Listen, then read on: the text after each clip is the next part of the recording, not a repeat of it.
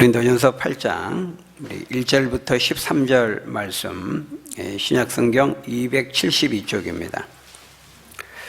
고린도전서 8장 1절에서 13절 말씀 우리 한 절씩 교독하겠습니다. 제가 1절을 읽습니다.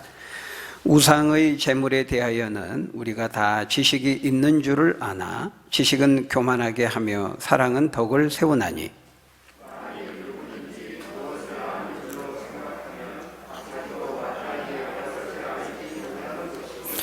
또 누구든지 하나님을 사랑하면 그 사람은 하나님도 알아주시느니라.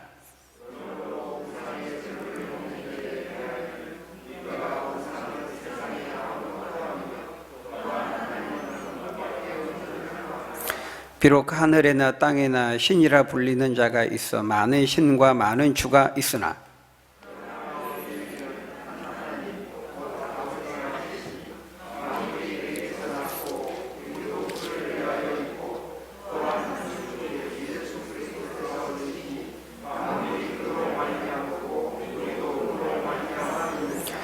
그러나 이 지식은 모든 사람에게 있는 것은 아니므로 어떤 이들은 지금까지 우상에 대한 습관이 있어 우상의 제물로 알고 먹는 고로 그들의 양심이 약하여지고 더러워지느니라.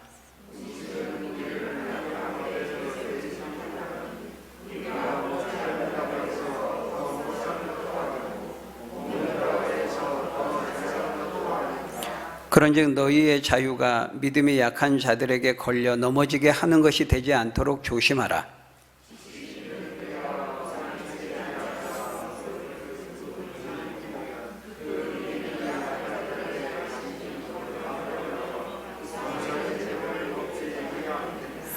그러면 내 지식으로 그 믿음이 약한 자가 멸망하나니 그는 그리스도께서 위하여 죽으신 형제라.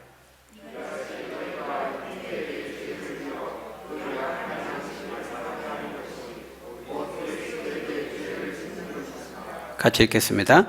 그러므로 만일 음식이 내 형제를 실족하게 한다면 나는 영원히 고기를 먹지 아니하여 내 형제를 실족하지 않게 하리라. 아멘. 네, 오늘 본문은 우리 그리스도인들의 이 자유의 문제를 말씀하고 있습니다. 자유의 문제. 특별히 그 자유의 문제를 이방인들의 우상 제사에 쓰여진, 바쳐진 그 제물을 먹는 문제와 관련해서 말씀하고 있습니다. 과연 우리 예수 믿는 그리스도인들은 이방인의 우상 제사에 드려진 그 제물, 그 음식물을 먹을 수 있느냐, 없느냐 하는 것입니다. 오늘 우리나라 사람들도 유교의 영향을 받아서 제사를 많이 드리죠.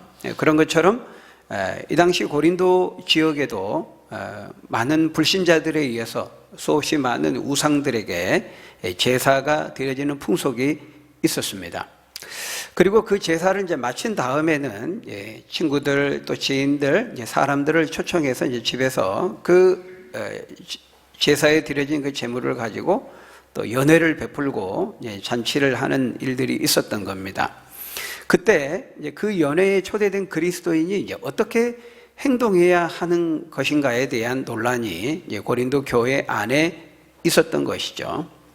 그때 우리 성도들은 이제 어떻게 처신하고 행동해야 하느냐 하는 것입니다.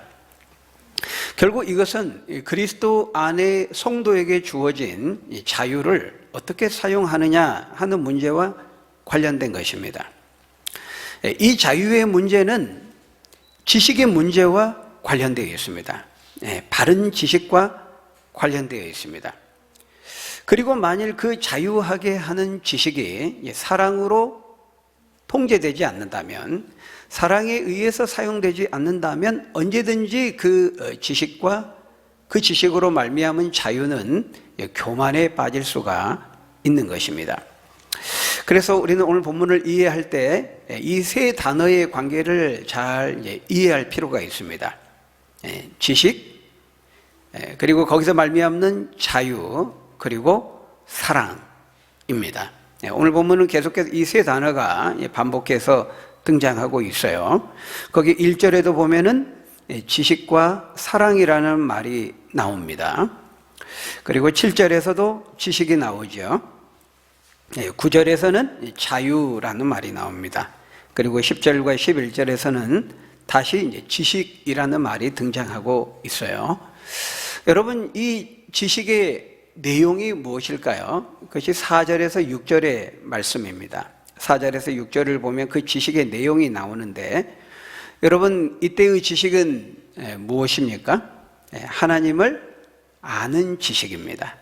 하나님을 아는 지식, 하나님이 어떤 분인지를 아는 지식을 말하는 것이죠. 여러분, 우리 인간은 바로 이 지식을 가질 때 진정으로 자유할 수 있는 겁니다.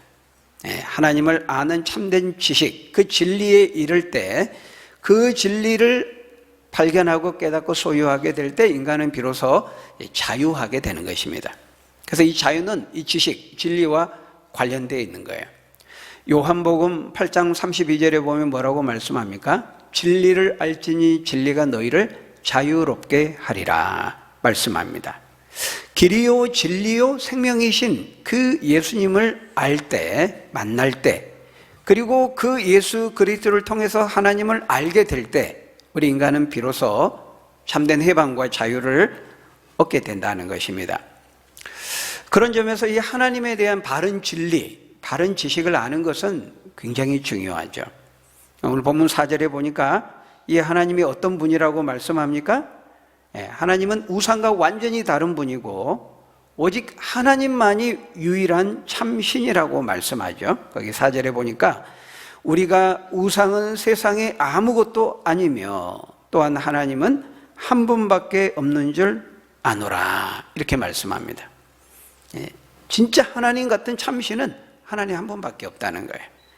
그래서 하나님이죠. 하나님밖에 한 분밖에 없어서 하나가 되시는 분이라는 말입니다. 그런데 오늘 우리가 살아가는 이 시대는 이 하나님의 유일성이라고 하는 이 진리가 위기에 처한 그런 시대입니다. 성경은 진짜 신은 하나님밖에 없다고 분명히 말씀하는데 오늘날 우리가 살아가는 이 시대는 이 하나님의 유일성, 유일하신 그 하나님을 받아들이지 않는 시대 속에 우리가 살아가고 있습니다. 하나님은 한 분밖에 없다라고 하는 것은 우리 기독교의 가장 기본적이고도 가장 중요한 원리죠. 또 우리가 살아가고 있는 우리 시대, 우리가 포스트 모던 시대 그렇게 말합니다. 또 종교다원주의 시대 이렇게 말하는데 우리가 살아가는 이 현대 시대는, 사회는 하나님의 유일성을 인정하지 않고 받아들이지 않습니다. 오늘 우리가 살아가는 이 시대를 다원화된 사회 그렇게 말합니다. 다양성의 시대 그렇게 말하죠. 분명 우리의 삶은 과거에 비해서 훨씬 다원화되었습니다. 다양해졌습니다. 정치, 경제, 교육, 윤리, 문화, 종교 모든 곳에 이르기에 다 이게 다원화됐어요. 복잡해졌어요. 그건 분명한 사실이에요. 그래서 뭔가 하나로 이렇게 통합시켜서 하나로 뭉뚱그려서 말하기가 참 어려운 시대입니다. 어느 하나의 한두 주제로, 화두로 이 세상을 설명한다는 것이 참 어려운 시대가 되었다는 거예요.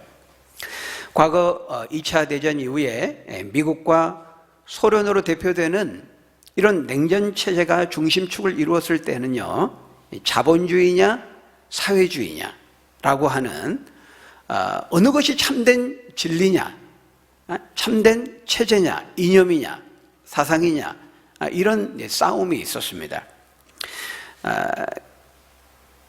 그러다가 이제 1990년대 이제 소련이 붕괴가 되죠. 냉전 체제가 우리가 해체된다고 말합니다. 완전히 없어진 것은 아니지만 소련의 붕괴 이후로 이런 자본주의냐, 사회주의냐, 어느 것이 진정한 참된 진리냐, 보편적인 이념이냐, 사상이냐, 이런 것에 대한 관심이 사라지게 된 것입니다. 물론 완전히 없어진 것은 아니지만 그 이전과 그 이후는 완전히 달라지게 된 거죠. 소련의 붕괴 이후로. 사상사적인 변화가 이제 일어나게 된다고 이제 말한 것입니다. 이제는 시대가 다양화되고 다원화됐기 때문에 자본주의, 사회주의 그런 거 큰 주제 말고 생존 경쟁과 적자 생존의 환경 속에서 스트레스 받고 고통당하고 있는 한 개인이 중요하다는 겁니다. 그래서 뭐 자본주의가 어떻고 사회주의가 어떻고 그런 큰 주제 말고 오히려 한 사람 한 사람의 그 개인이 처한 다양한 삶의 상황 속에 있는 한 개인을 중요하게 여기는 시대로 변했다는 거죠. 우리가 그런 시대를 가리켜서 포스트 모던 시대, 모던, 근대주의 그 이후의 시대 이렇게 말을 합니다. 그래서 자본주의냐 사회주의냐 같은 어느 것이 진정으로 참된 이념이냐, 참된 진리냐, 보편적인 진리냐, 이런 어떤 주제보다는 한 개인의 삶에 관심을 가지는 시대로 바뀌면서 모든 시대, 모든 장소, 모든 사람에게 보편적으로 절대적으로 옳다고 여겨지는 어떤 것, 그런 것은 없다. 예전에 자본주의냐 사회주의냐 그것을 이제 하나 선택하는 문제로 이제 싸웠다면 이제 그런 관심이 없어지면서 보편적으로 모든 시대, 모든 사람, 모든 장소에 옳다고 여겨지는 그런 보편적인 진리, 절대적인 진리 그런 것은 없다 이렇게 생각하게 되었다는 것입니다. 집단이나 전체보다는 다양한 상황 속에 있는 한 개인을 훨씬 더 중요하게 여기게 되었다는 거예요. 모든 삶이 이제 다원화되었습니다. 하나로 통일시키고 하나의 집단으로 묶어서 보편할 수 있는 그런 시대가 이제는 아니라는 거예요. 우리가 직장을 보면 직장이 굉장히 다양합니다. 옛날에는 우리 농사 짓는 농경 시대에는 어때요? 해 뜨면 같이 일하고 해 지면 같이 잤어요. 삶이 단순했어요. 근데 이제 전기 문명이 들어오면서 주야가 바뀝니다. 24시간 일합니다. 어떤 사람은 밤새 일하고 아침이 되면 잡니다. 어떤 사람은 주간에 일하지만 어떤 사람은 야간에 일해요. 그러니까 오늘 우리 교회도 마찬가지입니다. 교회도 주일을 성수해야 된다 이제 그랬는데 옛날에는 이것이 굉장히 단순했죠. 근데 지금은 단순하지가 않아요. 지금 우리가 예배 드릴 때에도 이렇게 전기불을 켜고 이 마이크를 쓰고 이렇게 한단 말이죠. 그나마 우리는 이제 지하가 아니니까. 근데 교회가 이제 지하에 있으면은요, 전기 안 들어오면 예배도 못 드립니다. 촛불 켜고 드려야 돼요. 그러니까 우리가 이 전기를 쓰려면은 주일날 한국전력공사에 누군가 출근해가지고 체크하고 점검하고 전기를 보내줘야 우리가 예배를 드릴 수 있는 거예요. 그러면 우리가 예배 드릴 때 지금 저기서 누가 일을 해야 됩니다. 출근해가지고. 그러니까 예전에 전기가 없을 때에는 어디에서나 보편적으로 절대적으로 주일은 일하면 안 되고 당신은 왜 일하느냐고 이렇게 이제 말할 수가 있었는데 지금은 그렇게 간단하지가 않다는 거예요.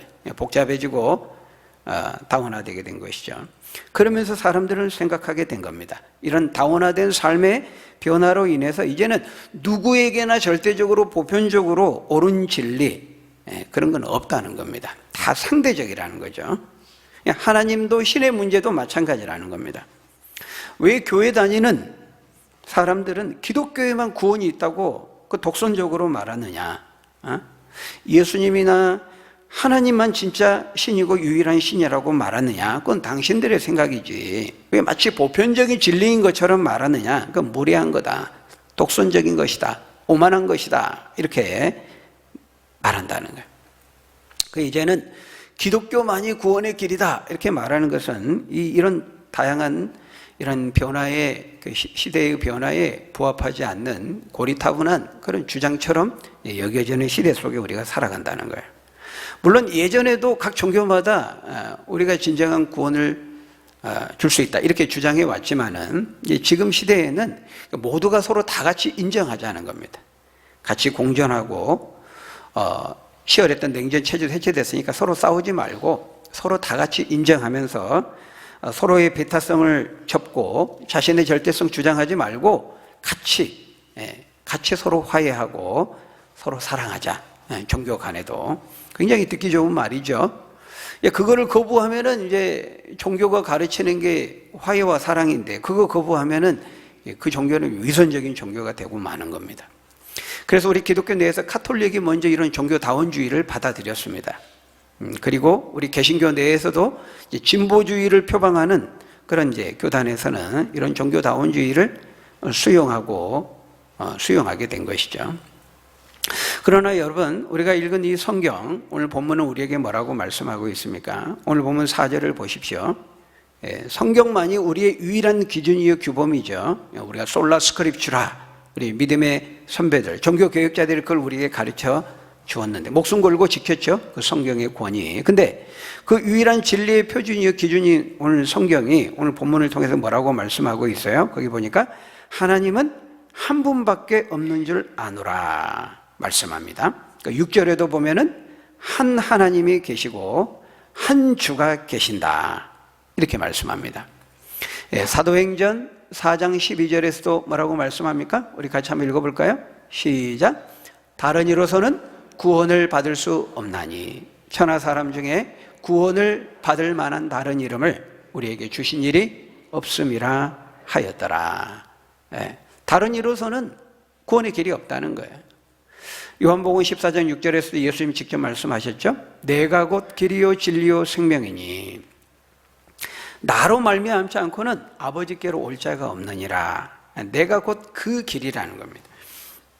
The way, the life, the truth. 이 더가 지금 빠졌어요. 우리 한글 번역에는. 바로 내가 그 길이라는, 구약에서부터 약속도 예언된 바로 그 길이고 그 진리고 그 생명이고, 더라고 하는 것은 유일한이라는 말을 의미하는 겁니다. 내가 유일한 길이라는 것이, 유일한 진리고 생명이라 이렇게 말하는 것이죠. 그렇기 때문에 오직 이 한 하나님과 한 주 예수 그리스도를 외에 다른 일을 섬기는 것은 그것은 다 우상을 섬기는 것입니다. 여러분, 우상이 무엇입니까? 거기 4절에 보니까 우상은 아무것도 아니라 이렇게 말합니다. 우상은 아무것도 아닌 허상이라는 것입니다. 여러분, 우상은 신이 아닙니다. 신은 하나님 한 분밖에 없다고 성경은 말씀해요. 거기 5절에 보면은 비록 하늘에나 땅에나 신이라 불리는 자가 있어 많은 신과 많은 주가 있으나 이렇게 말하죠. 그러니까 언뜻 보면 마치 사도 바울이 하나님 외에 다른 많은 신들이 있는 것처럼 지금 말하는 것처럼 보이는데 그런 말이 아니지요. 어리석게도 사람들 가운데에는 신이 아닌데 신으로 여기는 그런 경우가 많이 있다는 겁니다. 그 얘기를 하는 거죠. 영어 성경으로 보면은 so called, 그러니까 소위, 이른바 그렇게 생각하는 사람들이 있다는 겁니다. 여러분, 사단과 귀신은 분명히 존재합니다. 사단과 귀신. 그렇지만 그들은 신이 아닙니다. 사단과 귀신은 신이 아니에요. 귀신 할 때 물론 신자라는 말이 들어가 있긴 하지만은 하나님과 같은 레벨의 신이 아닙니다. 하나님과 같은 의미에서의 신이라고 성경은 말하지 않아요. 그들은 지음받은 천사입니다. 하나님에 의해서 지음받은 천사인데 본분을 망각하고 월권하고 불순종하고 타락한 천사들이 성경이 말하는 귀신들입니다. 그리고 귀신의 우두머리를 사탄, 마귀 이렇게 말한다는 거예요. 물론 우리가 사탄을 대수롭지 않게 여겨도 된다 그런 말은 아닙니다. 우리는 사탄을 경계해야 됩니다. 사탄은 우리 인간보다 능력이 많습니다. 특별히 우상을 통해서 크게 역사합니다. 그러니까 우상 자체는 아무런 힘이 없어요. 근데 사단은 인간의 그 죄로 둘러싸여 있는 그 우매함을 사용해서 그 우상을 통해서 영적인 능력을 나타내요. 인간을 두려움과 불안과 혼란에 빠뜨리게 하는 것이죠. 그러니까 사단은 우리가 과소평가해도 되는 존재는 아닙니다. 자신을 광명의 천사로 바꾸면서 자신의 정체를 숨기면서 내가 지금 넘어가고 죄에 들어가는지도 모른 채 빠져들게 만들 만큼 아주 똑똑하고 영리한 그런 존재죠. 우리는 사단의 영향력을 과소평가하는 우를 보면서는 안 돼요. 그러나 분명한 것은 그들이 많은 영적인 능력이 가지고 있음에도 불구하고 그들은 신은 아니라는 겁니다. 우리가 그들을 신으로 여기고 두려워하는 것은 성경이 말씀하는 바가 아니에요. 성경은 뭐라고 말하냐면 마귀와 귀신을 피하라, 도망가라, 두려워하라 그렇게 말하지 않습니다. 성경 뭐라고 말합니까? 마귀를 대적하라 이렇게 말합니다. 우리는 대적할 수 있는 자들이에요. 우리 자신은 마귀보다 힘이 없지만 우리 안에 성령이 계시기 때문에 우리는 마귀를 두려워하고 피하라고 말씀하지 않고 대적하고 싸워 이기라고 말하고 있어요. 마귀를 대적해 이기기 위해서는 어때요? 그 마귀에 대해서, 우상에 대해서, 하나님에 대해서 바른 지식을 가질 때 그것이 가능한 것입니다. 그건 신이 아니에요. 하나님에서 만드는 피조물이라는 것을 우리는 기억해야 됩니다. 그 5절에서 말씀하는 비록 하늘에나 땅에나 신이라 불리는 자가 있어 많은 신과 많은 주가 있으나, 여러분 이 말씀은요 우리 타락한 인간의 그 그릇된 종교심을 보여줍니다. 인간이 많은 우상들을 신처럼 섬기는 겁니다.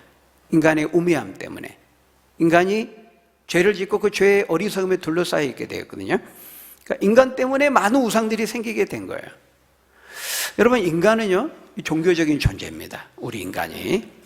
왜냐하면 그렇게 만들어졌어요. 하나님께서 우리 인간만 창조하실 때 다른 동물, 피조물들에게는 하나님의 형상을 따라 만들지 않았어요. 근데 우리 인간만 하나님의 형상을 따라 만드셨어요. 그러니까 하나님의 형상을 따라 만드셨다는 것은 우리를 종교적인 존재로 만드셨다는 거예요.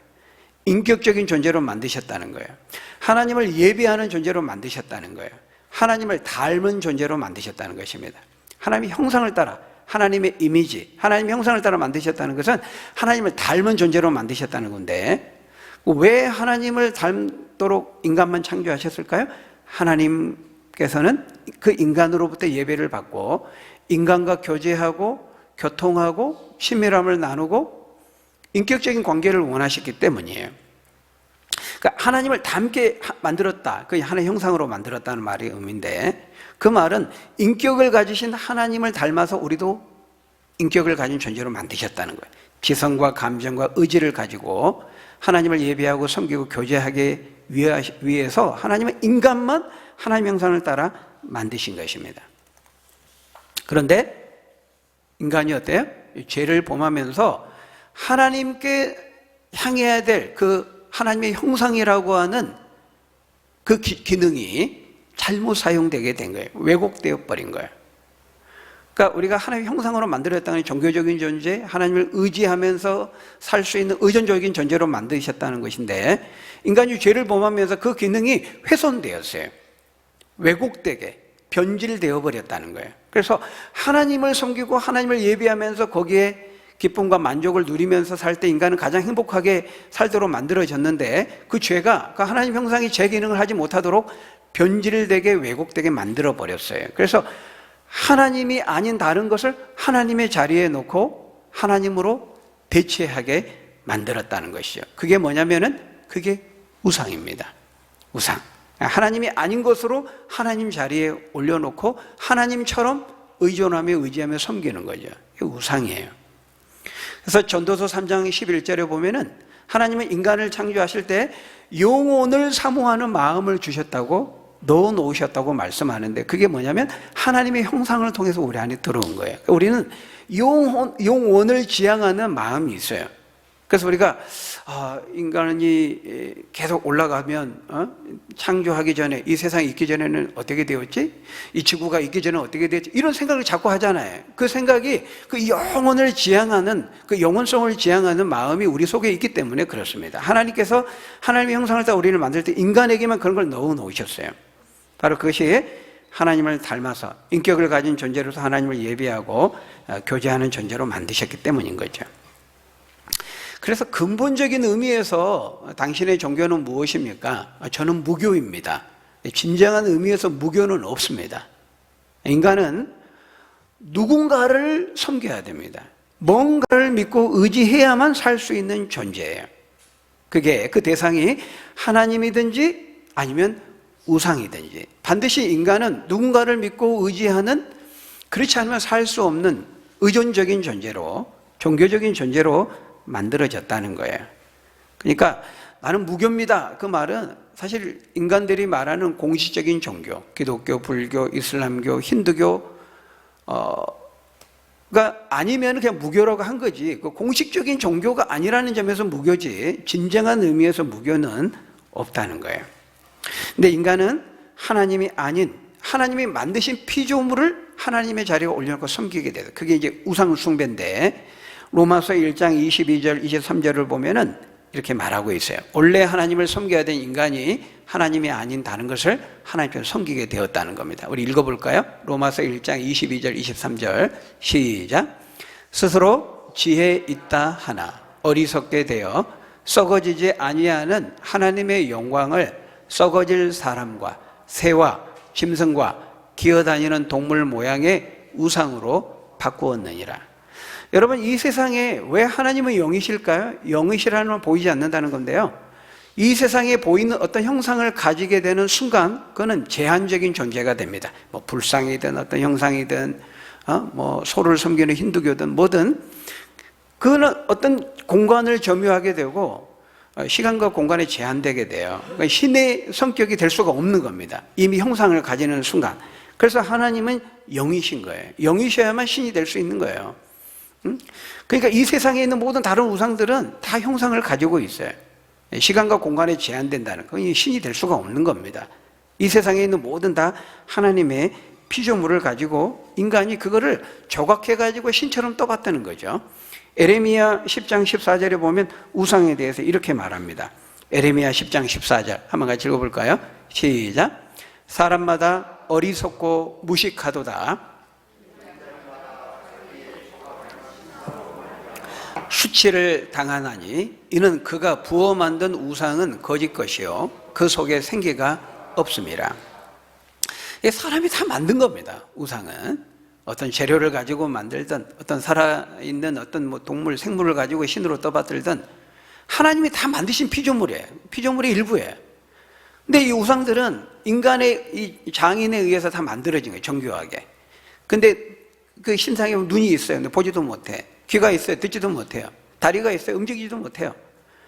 그래서 언약궤 훔쳐가가지고 다곤 신당에 뒀는데 블레셋 사람들이 하나님께서 다곤 신당 목을 부러뜨려 버렸죠. 넘어뜨리고.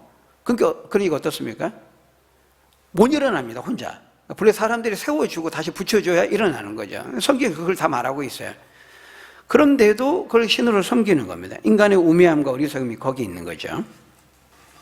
그러기에 우상이 어떤 종류의 힘을 가지고 있을 것이라고 하는 그 우상에 대한 미신적인 거는 말 그대로 미신일 뿐이에요. 우상은 아무런 힘을 발휘하지 못해요. 다만 사탄이 그 우상을 의지하는 인간의 그 죄된 어리석음을 사용해서 우상을 통해서 역사해서 인간을 두려움에 빠뜨리고 미신적으로 빠뜨리게 만드는 거죠. 우상은 아무것도 아닌 것입니다. 우상은 아무것도 아니로되 오직 하나님은 한 분뿐이니라. 거기 6절에도 보니까, 오늘 본문 6절에 보니까요, 오직 만물의 주인은 하나님이시며 창조자이신 하나님만이 모든 피조물의 소유권을 행할 수 있다, 이렇게 말합니다. 만물이 그에게서 났고 우리도 그를 위하여 있다, 이렇게 말씀합니다. 여러분, 오직 한 분 하나님, 오직 예수 그리스도 밖에 없는 줄 믿으시는 여러분 되시기를 바랍니다. 오직 만물은 다 주에게서 나오고 주로 말미암고 주에게로 돌아갑니다. 세세의 영광이 그에게 있을지어다. 아멘. 로마서 11장 36절에 바울이 고백하고 있지 않습니까? 바로 이 하나님을 아는 지식, 이 하나님에 대한 믿음, 이것을 분명하고 확신 있게 가지시는 여러분 되시기를 주의 이름으로 축원합니다. 오늘 보면 7절에 보니까요, 불행하게도 모든 사람이 이 하나님에 대한 지식을 다 가지고 있는 것은 아니다, 이렇게 말합니다. 거기 7절에 보면 지식을 말하는데요, 이때의 지식은 앞에 문맥을 볼 때 두 가지를 말합니다. 하나님은 창조자이시고 구원자이시다, 이게 첫 번째 지식이고, 두 번째는 이 첫 번째에서 나오는 것인데, 그렇기 때문에 하나님의 모든 창조자이시기 때문에 우상에게 바쳐진 제물 역시도 하나님의 것이고, 그렇기 때문에 제사 음식을 먹어도 하등에 문제될 것이 없다는 겁니다. 모든 것을 하나님이 창조하셨기 때문에 하나님의 것이고 하나님이 주신 것으로 믿고 먹으면 아무 문제될 것이 없다는 것입니다. 이 지식을 우리는 가져야 되는 것이죠. 이 지식은 성경적이고 분명히 옳습니다. 디모데전서 4장 4절에도 보면은 하나님께서 지으신 모든 것이 선함에 감사함으로 받으면 버릴 것이 없다. 그 제사에 드려진 그 제물 음식도 다 하나님 만드신 거거든요. 우상은 아무것도 아니거든요. 그러니까 하나님이 만드신 것으로 먹으면 아무 문제될 것이 없습니다. 그런데 문제는 무엇입니까? 교회 안에 이 지식을 가지고 있는 사람이 있고 그 지식을 가지고 있지 못하는 신앙의 초보와 어린 상태에 있는 사람들이 있다는 것입니다. 자, 그럴 때 이 지식을 가지고 있는 사람은 좀 신중함이 필요하다는 것입니다. 그 지식으로 말미암아 본인은 자유를 가지고 있고 담대하게 자유를 가지면서 먹고 마실 수 있지만, 그러나 그 믿음이 약한 자가 거기 있을 때에는 그 주어진 자유를 남용해서는 안 된다는 거예요. 그것이 9절의 말씀입니다. 9절에 뭐라고 말씀합니까? 우리 9절 한번 같이 읽어볼까요? 시작. 그런즉 너희의 자유가 믿음이 약한 자들에게 걸려 넘어지게 하는 것이 되지 않도록 조심하라. 네. 너희가 가진 자유를 잘못 사용하면은 믿음이 약한 자들이 걸림돌이 되어서 실족할 수 있다는 겁니다. 그렇게 되어서는 안 된다는 거예요. 영혼이 중요하기 때문에. 그래서 여러분, 여기서 이 말하는 자유라는 것은 지식에서 나온 자유입니다. 그러니까 사람이 어떤 지식을 가짐으로써 그 지식에 기반하여 자유를 누리는 겁니다. 그런 점에서 지식은 굉장히 중요해요. 성경을 통해서 하나님에 대한 바른 지식을 가지고 하나님의 뜻을 잘 깨닫고 무엇이 하나님의 뜻인지 아닌지, 무엇을 하나님이 기뻐하시는지 그렇지 않는지, 요거를 잘 아는 거 굉장히 중요해요. 성경을 읽고 공부하는 거 굉장히 중요하죠. 그러니까 여러분, 우리가 이제 그 커피 있잖아요, 커피.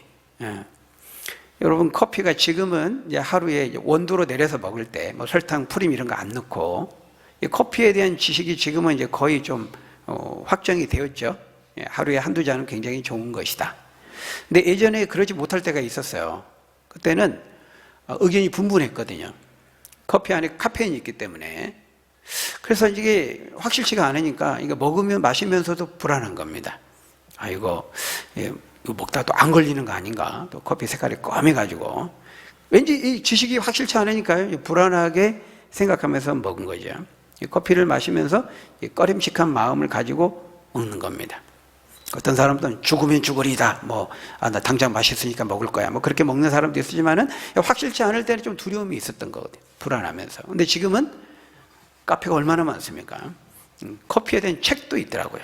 커피에 대한 연구를 한 책. 이런 커피 매니아들, 전문가들이 굉장히 많아요. 지금은 의사들도 나와서 방송에서 공적 이야기합니다. 내려서 먹는, 원두로 먹는 커피는 여러 가지 점에서 우리 몸에 굉장히 좋다. 하루에 한두 잔은 굉장히 먹어도 된다. 이렇게 지금 이제 공식화 됐는데요.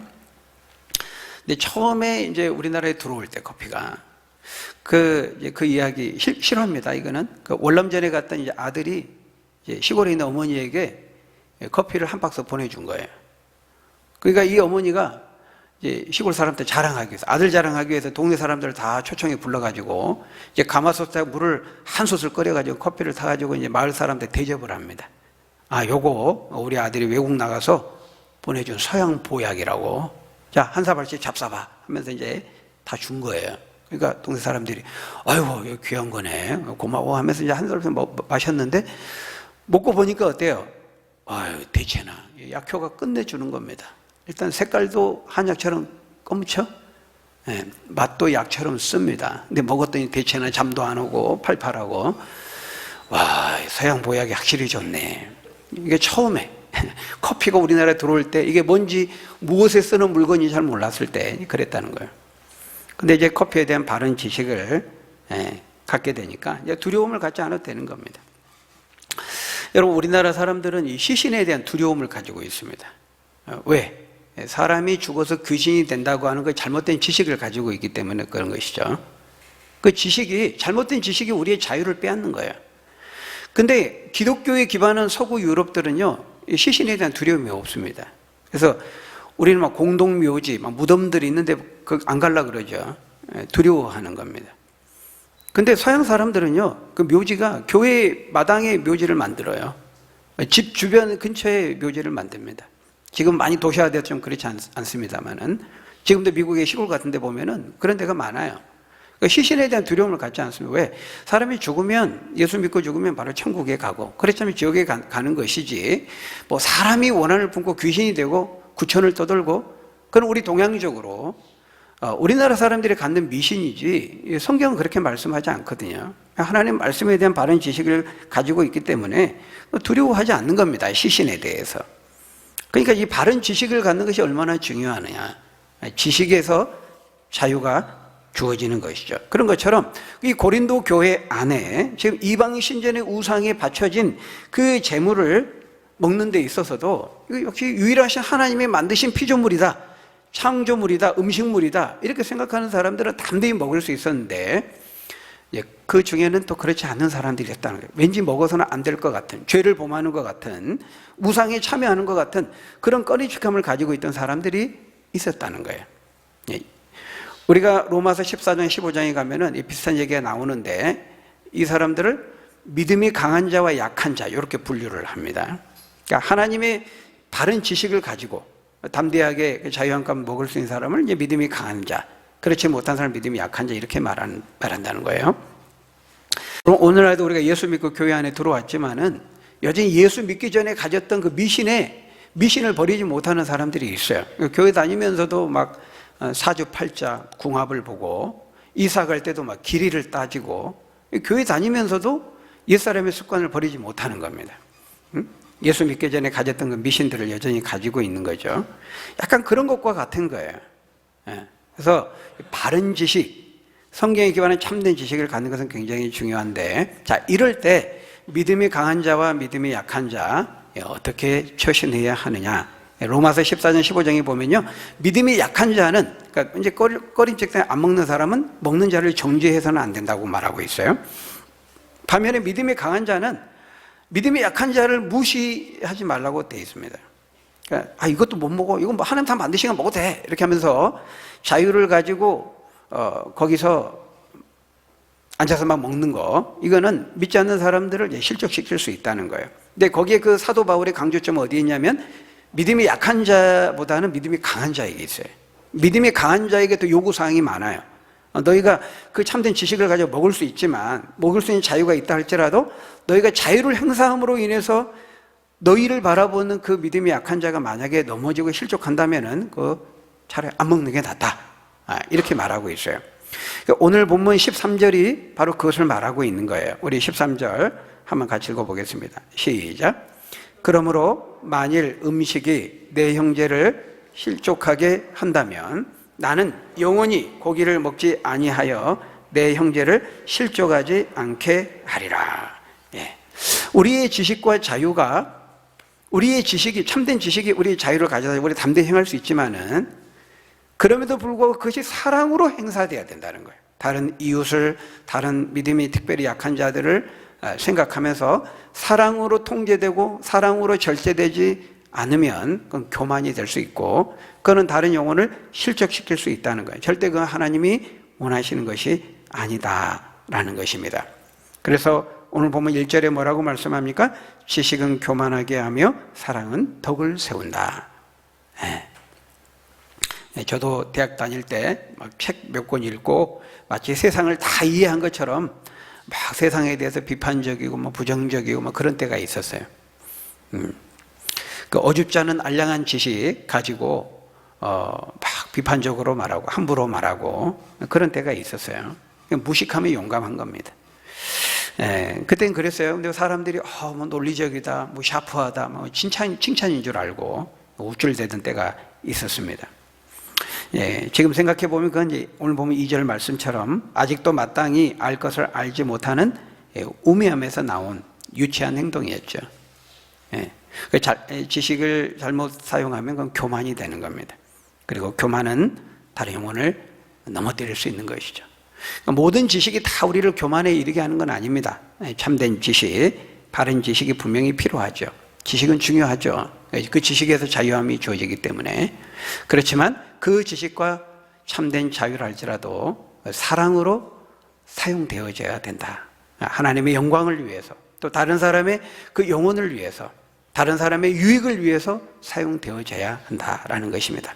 갈라디아서 5장 13절에 보면 그렇게 말씀합니다. 형제들아, 너희가 자유를 위하여 부르심을 받았으나 너희에게 주어진 그 자유로 육체의 기회를 삼지 말고 오직 사랑으로 서로 종로로 타라, 섬기라, 이렇게 말씀합니다. 여러분, 우리에게 하나님은 참된 진리를 주셨어요. 길이요 진리요 생명이신 예수 그리스도를 알게 하시고 믿게 하신 그 축복을 주셨어요. 그리고 그 진리를 통해서 우리는 자유함을 얻게 되었어요. 그러나 그 진리에서 비롯된 자유가 우리의 교만이 되지 않도록 서로 나의 유익을 구하지 아니하고 육체의 기회를 삼지 아니하고 사랑으로 종노릇해서 먹든지 마시든지 무엇을 하든지 하나님의 영광을 드러내고 하나님의 이름을 빛내고 또 함께 더불어 살아가는 많은 사람들에게 선한 영향을 끼쳐서 그들을 옳은 길로 바른 길로 인도할 수 있는 저와 여러분들이 다 되시기를 예수님의 이름으로 간절히 축원합니다. 기도하겠습니다. 아버지 하나님, 예수 그리스도 진리 되신 예수 그리스도를 통해서 우리에게 참된 자유를 주시고 해방을 주시고 우리가 무엇이든 먹을 수 있고 무엇이든 할 수 있고 어디든 갈 수 있지만 그러나 먹든지 마시든지 무엇을 하든지 우리가 그것을 할 때 우리가 하나님의 영광을 위해서 하고 또 다른 사람들에게 덕을 끼치고 다른 사람들에게 유익을 줄 수 있는지 우리가 신중하게 생각하고 때로는 우리가 담대하게 행할 수 있는 자유가 있을지라도 신중하게 절제하고 또 제한하고 하나님의 영광을 위해서 다른 영혼들을 위해서 사용할 수 있는 우리 믿음의 사람들 다 될 수 있도록 축복해 주옵소서. 예수님 이름으로 기도하옵나이다. 아멘.